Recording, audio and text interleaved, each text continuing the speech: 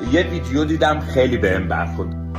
افغانی؟ داداش من بچه تهرانم، ایرانی عصرم، تو کل دنیا چرخیدم. مملکت خودتون کار نیست؟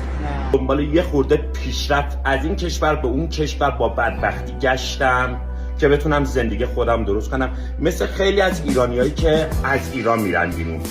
من از شما میپرسم، شما این یه دونه ویدیو رو نگاه کنین، واقعا حقه. اینجا چه گویی میخوری؟ الان بزنم کنم. شما میری توی کشور کار کنی، یکی بیاد بگه فلان فلان شده، تو کجایی؟ چیش الان بزنمت؟ آقا بدین با این ما ایرانیم، آقا بدین با این ما میریم بیرون پول جمع کنیم بیاریم، نکنیم این کارو با مردم. آقا تو رو قرآن غریبه ها رو دوست داشته باشی.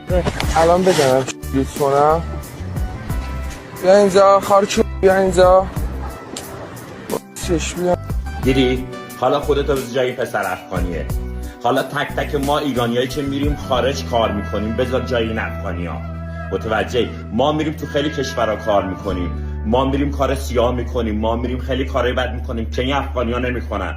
تو رو قرآن نکنیم. آقا به قرآن ما مهاجریم، ما به خدا میریم پول در میاریم از کشورهای دیگه، ما میریم خانواده‌مون رو کمک کنیم. نکنیم، محبت کنیم.